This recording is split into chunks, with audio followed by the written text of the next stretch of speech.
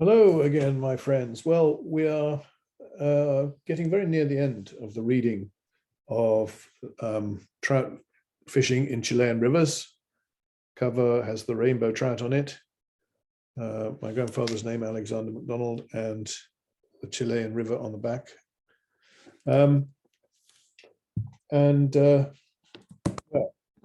I would appreciate comments, any kind of comments, really, even negative ones. Something to say that you've been watching and what you thought of it. Okay, right, let's go. Chapter 18, Magallanes. It is only in recent years that fishing in the extreme south of Chile has commanded attention. The Straits of Magellan are famous the world over for their beauty and grandeur, and those who have had the good fortune to make the trip through the straits are envied by their fellow men. Since the building of the Panama Canal, few passenger ships have used the Straits of Magellan route except for touring purposes, and the country down there is too bleak to attract holiday visitors. But the country is eminently suitable for trout fishing, and the object of this brief chapter is to bring this feature to your notice. I am indebted to Rex Doublet and Peter McLean for the information they have obtained for me regarding the history and development of trout fishing in those far-off southern parts. In the years 1927 and 1928, trout ova, that's eggs if you remember, OVA, rainbow, brown and brook trout from the Lautaro hatchery were brought down and deposited in various rivers in the Magallanes district. It was not, however, until the year 1933 that a trout was actually taken from any river, and the story is worth recording. The Morrison family, owners of the San Gregorio farm, situated about 120 kilometers, 75 miles north of Punta Arenas, have a stream called the Penitente running through their property. In the year 1933, one of the boys, Johnny, was sitting on a bridge fishing with a worm for trucha común, or whatever he could get, when suddenly, without any warning, something very different seized the worm and made off with it. The fish was brought in eventually, rushed home, and identified as a brown trout, weighing 4 pounds. The family, excited over this discovery, assembled quickly and decided that something had to be done about it. Now, Mrs. Morrison had a beautiful green parrot, and after she had retired for the night, this bird became the center of attraction. Little realizing what an important and, from his point of view, undignified part he was to play in the development of trout fishing. A towel was thrown over his head, and feathers, red and green chiefly, were extracted from his tail for the manufacture of flies, which lasted well into the small hours of the night. Poor old parrot. History relates that from that moment, the trout fishing in the Penitente never looked back, and it has given a great deal of pleasure to all who have had the good fortune to fish it. The Penitente joins the river Rubens later and finally becomes the river Gallegos before entering the Straits of Magellan. But the best of the fishing is in the Penitente itself. It is a fine stream, broad and deep, its water being clear with a very slight brown tinge. And even after heavy rain, it rarely becomes discolored or muddy. Catches vary from a few up to 20 more per person per day. The average size or weight nowadays is from 2 to 4 pounds. On 3 occasions, trout weighing 14 pounds have been caught, and on other occasions up to 10 pounds, but those must be rated as exceptional. The trout are almost entirely brown trout, which seem to have thrived better than other varieties. It is also very likely that a much higher proportion of brown trout was used in the original stocking of the stream. It is all bank fishing with a stiffish wind. The hotel accommodation in Punta Arenas is of the very first order, and near the Penitente, there is a small hotel at Morro Chico, which is said to be good. It would appear that this is undoubtedly the best fishing to be had in the district, and you must admit that it sounds almost too attractive. In the other streams emptying into the straits, such as the Tres Brazos and Agua Fresca, brown trout only are found, but in the sea at the mouths of these streams, fishermen are reported to have netted fish weighing from 12 to 15 pounds, which have not been identified. As salmo salar, that's Atlantic salmon, salmo salar ova were brought down with the trout ova originally, it is suggested that those fish might have been salmon, which is of course possible, but once again, I think it is safe to assume that they were merely large trout which had gone to the sea, as it is hardly likely that the salmon ova were used in sufficient quantity to produce results. In the Ultima Esperanza district, there is one main river, the River Chinas, which flows into Lake Toro. This river has numerous tributaries, in one of which, the Guillermo, the first ova were deposited. Mr. S.S. Greer obtained permission to take charge of the stocking of the Guillermo, and it is said to be due to his personal care that the venture was successful. As a result, the trout, which are all brown, have found their way to the various tributaries, the best fishing being found in the Bagol and the Visachas higher up. The fishing in the Vizcachas, both spellings are given here, but Vizcachas seems to be correct for the river, while there is a rodent which might be spelt either way. This is a footnote, I've added. So the fishing in the Vizcachas over the Argentine border during the past 2 seasons is reported to have been excellent, catches of 20 or more in the day having been made with the fish running up to 6 pounds. In Tierra del Fuego, trout ova were deposited in a number of rivers and streams on the Chilean side, but only in the rivers Nuevo and Marazzi has any success been achieved, and even then it has been on a very limited scale. In the San Sebastian district, the River Chico rises in the Chilean side and flows into the Argentine. The river has been stocked with rainbow trout, and it is reported that the fishing for the past few years has been good and that it has been improving every year. Catches of 20 or more in the day have been taken, the fish not running more than 2.5 pounds and averaging around 1.5 pounds, but they have the reputation of being the liveliest in the district. The stocking of this river was carried out by Mr. John Goodall, who also stocked a tributary, the River Cachimba, with brown trout. Fewer fish are caught in the latter, but they run about 1 pound heavier on the average. An interesting point in connection with the stocking of these 2 rivers is that, while occasionally rainbow trout are taken in the Cachimba, it is exceedingly rare that a brown trout is found in the Chico. Once more, the migratory habits of the rainbow are brought to light. The River Grande, further south, should that perhaps be Rio Grande, but anyway, River Grande, further south, was also stocked by Mr. Goodall, and recently a rainbow trout weighing 1 pound was caught in this river 15 miles inside Chilean territory, although I understand that the stocking was carried out many miles on the other side of the border. Favorite flies in the Magallanes district are the following: Alexandra, Durham Ranger, Peter Ross, Green Highlander, Zulu, Butcher, Teal and Red, Red Tag, and Jock Scott. Devon minnows of 1 to 1¼ inches are reported about the best. Sometimes the fish will take the silver rather than the golden, and at other times the reverse is the case. There are also days when the gudgeon is preferred to either. And here's the gudgeon is a small freshwater fish.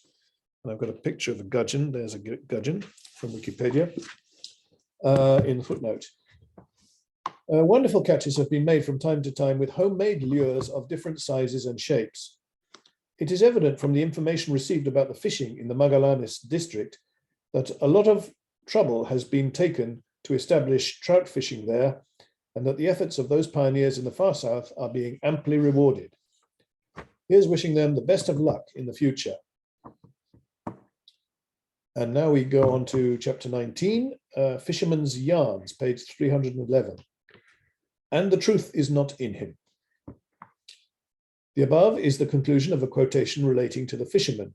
And then in the footnote, I give the full quotation. Behold the fisherman. He riseth up early in the morning and disturbeth the whole household. Mighty are his preparations. He goeth forth full of hope. And when the day is spent, he returneth, smelling of strong drink. And the truth is not in him. Anon. There is also the time-honored angler's prayer. And again, I give this in a footnote. God give me the grace to catch a fish so large that even I, when talking of it afterwards, may never need to lie. Anon.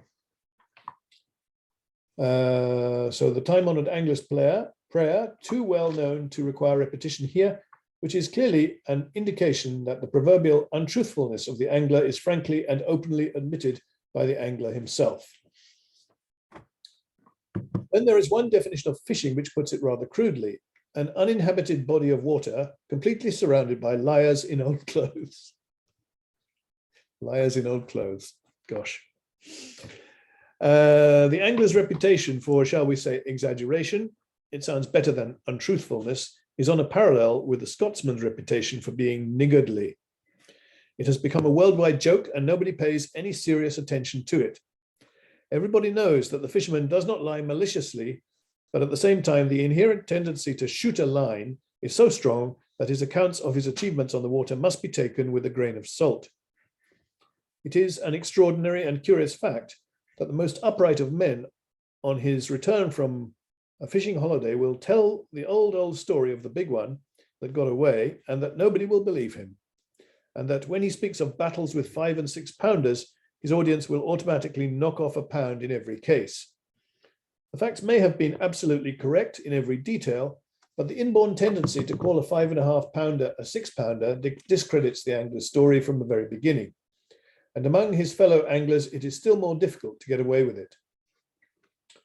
I remember one New Year's Day going out in a small boat with my son in the estuary of the river Aconcagua at Concon for an hour or two, and after trying every bait we had available with no result, we decided to take down our rods and give it up. His son, named Ian, of course. On the way across to the landing stage, a fish jumped out of the water into the boat and my son bore it home in triumph. When I reported the affair to fishing friends some days later, they said nothing, but conveyed the impression that they looked upon me with grave suspicion and felt that I had gone too far. The ordinary everyday fishing yarn was all very well, but it was too much to expect them to believe a stupid yarn of that nature, and I ought to be ashamed of myself. However, I stuck to it and managed to live it down eventually. Believe it or not, it was true. The angler himself is not always responsible for the exaggeration of his achievements. I heard recently of the case of a dear old gentleman with a kind-hearted boatman who, on weighing the fish, always added an extra pound because, as he put it with a broad grin on his face, it pleased the old gentleman so. I met an old angler the other day who told me an amusing story of a friend of his who decided to have a fishing holiday in the south and borrowed a book on fly fishing in order to prepare himself for the great adventure. On his return, the old angler was delighted to hear that his pupil had caught some good fish, but quite disgusted and flabbergasted to hear the confession that he had used nothing but a worm. An amusing story is told of a fisherman in the south who got into his first big fish and had the misfortune to break the top joint of his rod shortly after the commencement of the battle. Determined that under no circumstances must the fish be lost, he dropped the rod and grabbed the line. Putting the line around his body, he then turned round and round until, with the line wound round him, he finally brought the struggling trout, a 10-pounder, to the water's edge, whereupon he fell upon it to ensure its capture. Then there is another yarn about one of our tug-of-war specialists on his first fishing expedition in the south. As strong as an ox, he apparently had the idea that the catching of a good-sized trout was a trial of strength and physical endurance. In due course, his first test came along, and as the fish was taking out his line, he rose in the boat and backed step by step, gripping hard and pulling with a determined look on his face until he finally disappeared over the side of the boat into the river. Of course. A rather similar yarn concerns a German on his first fishing expedition on a well-known river in the south. Dressed in a spick-and-span white summer outfit, he looked for all the world like a chef on holiday. After an hour or more of trolling, he suddenly felt a tug and, sure enough, he had a fish firmly hooked. Having seen other fishermen get out on the bank to land the fish, he was certain that was the correct procedure and ordered the boatman to pull for the shore. As soon as he put his foot on land, he decided to strafe the fish, and under the impression that brute force was necessary, he gave a terrific heave and a small trout flew through the air. Simultaneously, he lost his balance and fell backwards into the river waist high. So the other fishermen on the river were presented with the unique spectacle of the fish on dry land and the fisherman at the other end of the line in the water. Later, the Teuton, a sadder but wiser man, was observed wearing the boatman's poncho as a kilt while his pants were drying. Such fun. During the past season, I lent a rather aged and dilapidated net to a friend on a fishing holiday in the south. On attempting to land a 14-pounder with the net, the mesh gave way and the trout disappeared again into the water. He decided to try to bring the net back over the rod and line, but unfortunately, while engaged in this delicate operation, the revived fish went off on a fresh run, which almost knocked off his balance into the river. He tells me he got into an amazing tangle, but eventually landed the fish. My readers will have realized by this time that there is nothing stereotyped about fishing in Chile, nor about the local exponents of the gentle art. In the early days, there was a trout fisherman who lived at Collipulli on the river Maleco, and every weekend during the fishing season, it was his custom to journey by train to the Cotin at Lautaro for his sport. One fine day, a fisherman turned up at Collipulli to fish the Maleco and returned at nightfall with his creel full of fine trout, that is basket, full of fine trout, to the consternation of our friend, who was unaware that the river had been stocked years previously. Poor chap. There is another story about 4 friends of mine who spent a long weekend fishing the river Ñuble in the Biobío region. On the first morning, one of them, not a keen fisherman, had spent several hours thrashing the water with no result, so he decided to take a nap on the riverbank. As he awoke, along came a lad carrying a long pole in one hand and 5 beautiful 4-pound rainbow trout in the other. He asked the lad where he was going with the trout, and the reply was Chilan, about 8 miles away. The long and the short of it was that he paid the lad the Chilan price of the fish and suggested that, as the arrangement was obviously to their mutual advantage, he might deliver a few fish at the farmhouse where he and his friends were staying on the 2 following mornings, whereupon he called it a day and returned to the farmhouse with the intention of pulling the legs of his friends until the final evening of their stay, when he would let them into his secret.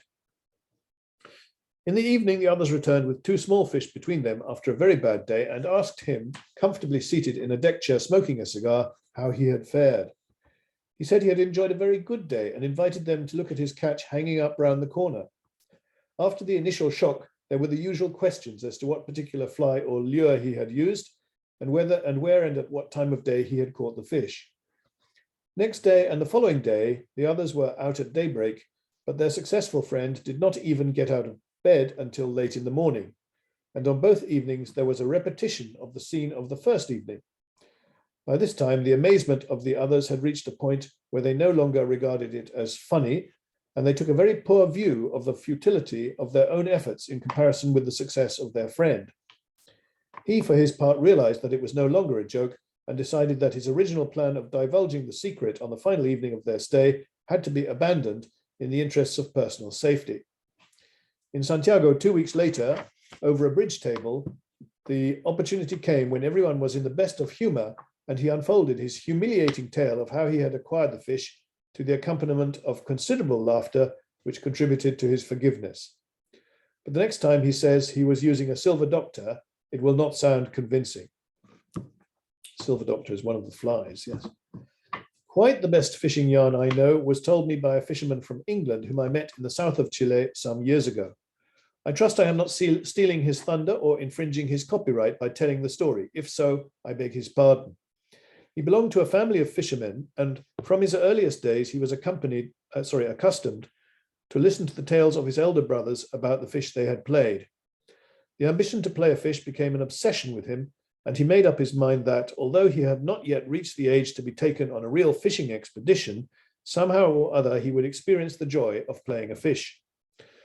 There was a fair-sized pond in the grounds at his home, and the inhabitants of which were mostly carp. And there was one particular old carp which made a habit of sleeping peacefully every afternoon in a shaded corner of the pond. He got hold of a net belonging to an elder brother. He had not yet reached the age of discretion when a net was allowed, and wading quietly into the water, he netted the fish and took him ashore. Imagine the feelings of the old carp, rudely wakened from a peaceful slumber and removed to dry land, when the small boy then firmly impaled a hook into his lower jaw, and having satisfied himself that the fish was securely fastened to the end of his rod and line, threw him back into the water in a gasping and shattered condition. The fury of the old carp knew no bounds. He rushed hither and thither, leaping around, and for 20 minutes, the small boy held on grimly until he eventually reduced the fish to complete submission and landed him again. After such a thrilling experience, crowned with victory, he was reluctant to return the old carp to the water, but decided after due consideration that it would be the right thing to do. This angler, who in his maturer years has had many a fight with salmon and trout, told me in all seriousness that no later experience of his fishing career could be compared with that battle with the old carp. In my mind's eye, I can see the whole picture of that small boy's adventure, and I always enjoy it. My final story is about the keenest fisherman I ever met, George Andrews, member of the Foreign Service of the United States. There are many keen fishermen in Chile who literally live for the sport and find it difficult to talk of anything else, whose wives describe themselves cheerfully as fishing widows. Winter is nothing more than a season sandwiched between autumn and spring, when one orders necessary flies and casts and prepares tackle for the approaching fishing season. The extending of the arms in front of the body in a laterally opposed direction is never the length of a missed putt, but always the size of a fish. But they are as children compared with George Andrews. In my mind's eye, I can see him got up in a rig out which makes him unrecognizable, standing silently on the bank of a river, rod in hand, waiting for the season to open.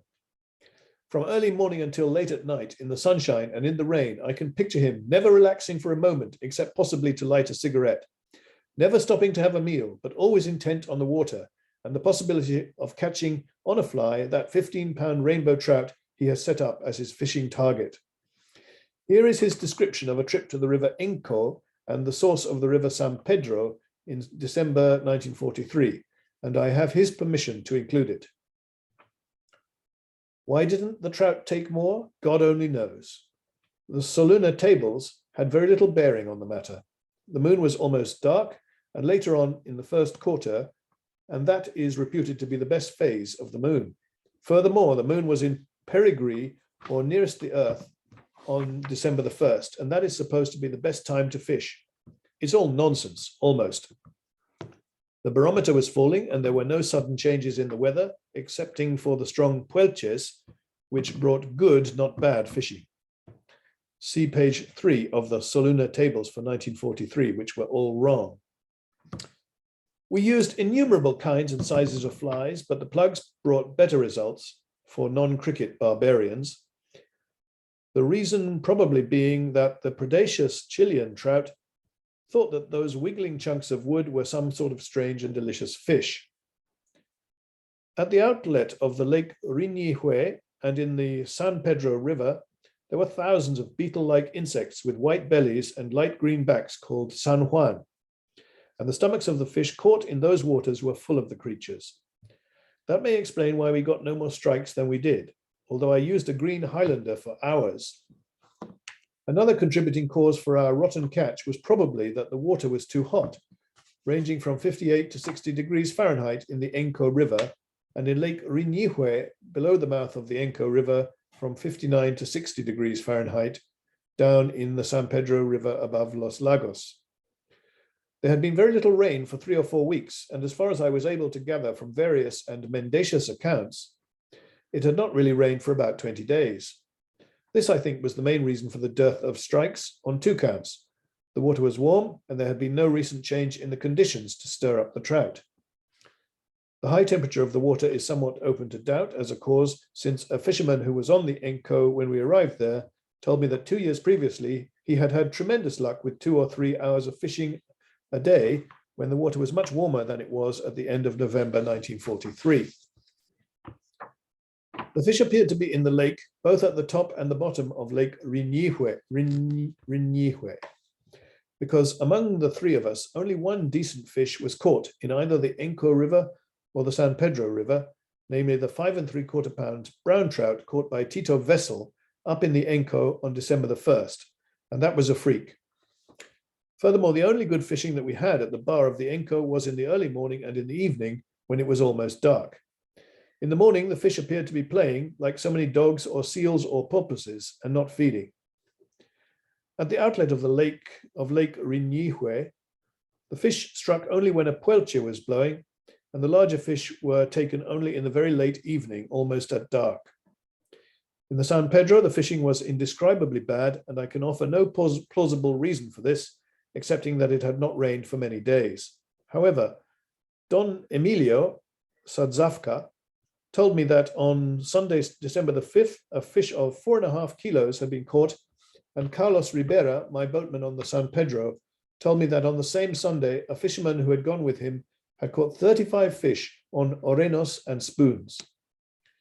If the world's best ichthyological expert can make any rhyme or reason out of this truthful account of this fishing trip, or the attempted analysis of the poor fishing, he is a better man than I am by a damned sight.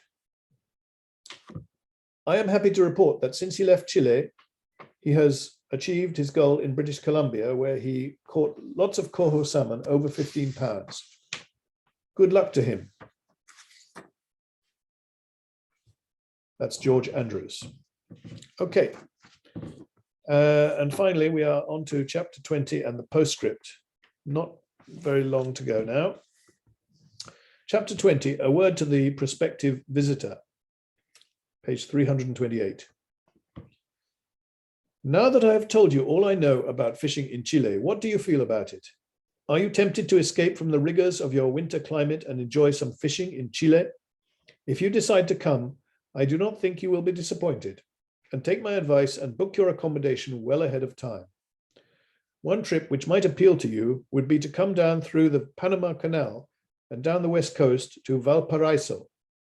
In Santiago, 160 kilometers, 100 miles from Valparaiso, you can make all your fishing arrangements, if you have not already made them by mail, which is advisable nowadays, as the fishing becomes more popular every year.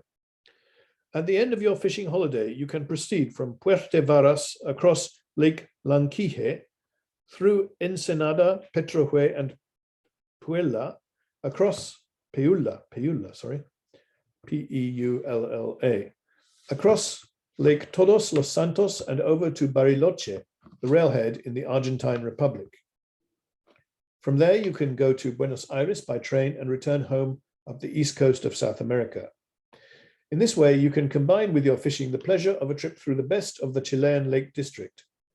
Another alternative, although not so easily arranged on account of the rather infrequent boat service, would be to return via the Straits of Magallanes and Buenos Aires. In the month of March 1940, a party of sportsmen from the United States arrived at Tocopilla in a private yacht. Their plans were to fish for marlin off Tocopilla and then proceed to the south of Chile for trout fishing before the end of the season. This was to be followed by a month's shooting, after which they proposed to return to Tocopilla to try their luck with broadbill swordfish. The whole trip from the United States was scheduled to take about 3 months and sounds most interesting. When you come to Santiago or beforehand by correspondence, get in touch with the local fishermen through your embassy or legation, and I can assure you that they will be only too glad to be of service to you. There is a freemasonry about fishing, as there is indeed about every sport, and the local angler is just as glad to see you as you are to see him. Contact with you freshens his knowledge on fishing matters, and you get the benefit of his local knowledge. This book does not purport to be a fishing guide to Chile, and the object of it is merely to tell the story of the sport to be had in this country in a general way. However, I have been persuaded by my fishing friends that some indication of costs should be given so that fishermen from abroad may have some idea of what they are up against before they come here. It is with considerable reluctance that I approach the subject of costs, as I realize that any figure I give may be quite out of date in a year or two, and that by the time any visitor arrives, conditions may have changed radically. Since the year 1931, the Chilean exchange has been unstable, and the cost of living has been rising steadily, especially since the beginning of World War II. The present rates of exchange are approximately the following. On London, $300, Chilean pesos per £1. On New York, $120 Chilean pesos per US dollar. So I suppose that means 300 Chilean pesos per pound and 120 pesos per dollar. Not quite clear there. I have discussed this matter of costs with knowledgeable fishermen in this country and have arrived at the conclusion that living expenses, hotels, etc., and fishing charges, boatmen, etc., should each be reckoned at an overall figure of $6 per day, or in other words, your fishing holiday should cost you a total of $12 per day. Of course, if you spend the whole time at Pukon, an extra $4 should be added to the figures given, and on the other hand, if you stay at Lifen, there will undoubtedly be a saving. I am assuming that you will look for variety, and on that basis, I do not think the figures given are far out under existing conditions. The constantly rising fishing costs in recent years are to a great extent the fault of the fishermen themselves, who whet the appetites of boatmen and chauffeurs by overpaying them.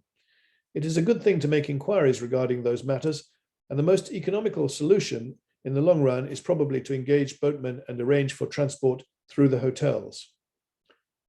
There is another point I should like to mention before I close. A great many fishermen suffer from rheumatism and kindred complaints. It is not surprising when you think of the way they expose themselves to the cold and wet on every possible opportunity. And it may be of interest to mention that Chile abounds in spas or watering places of great merit. How similar to Japan that is. Interesting.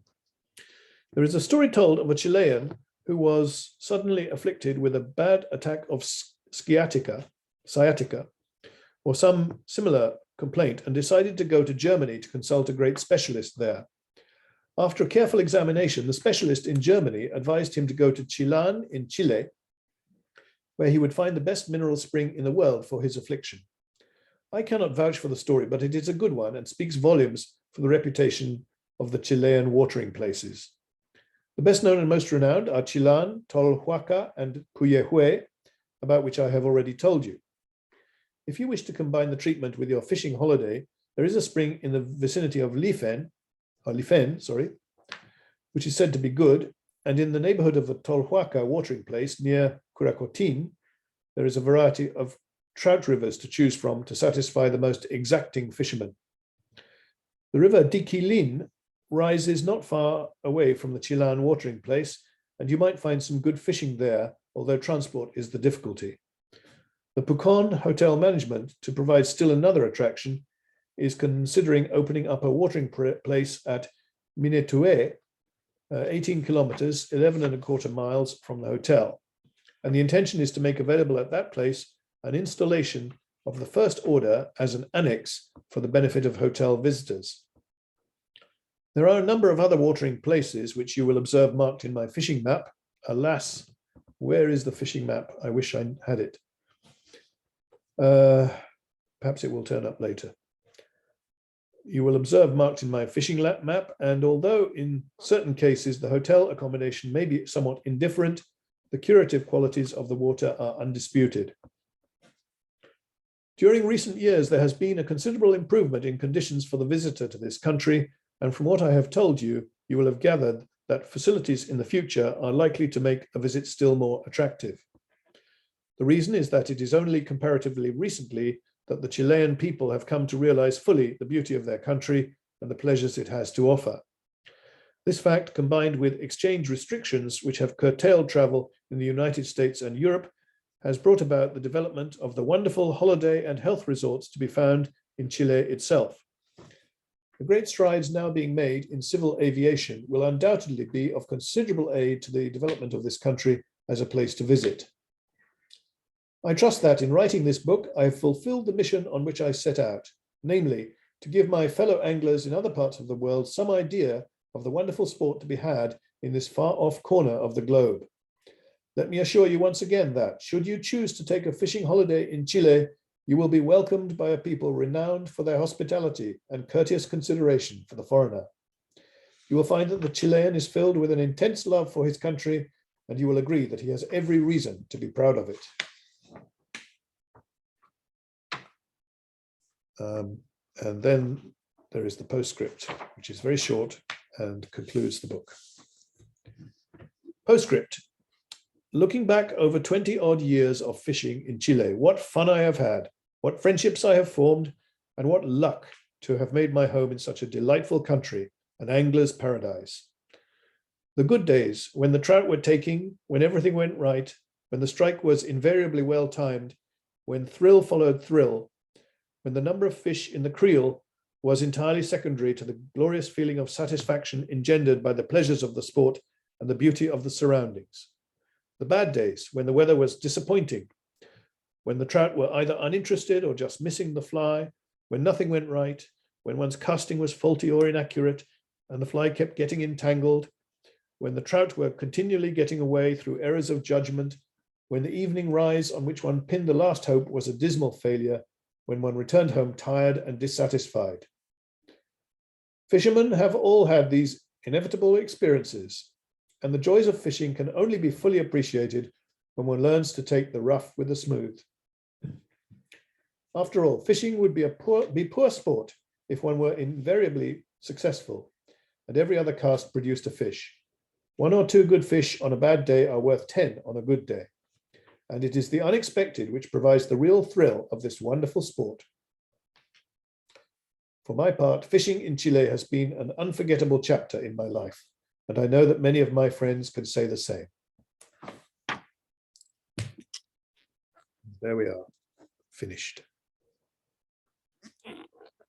So please, if you have any comments, thoughts, impressions, anything you want to say, to write, please write it in the comments. You can write it at the end of this video or any of the other videos. I think this is the 10th one, or maybe the 11th, including the illustrations. Well, it has been my pleasure and great satisfaction to read my grandfather's book.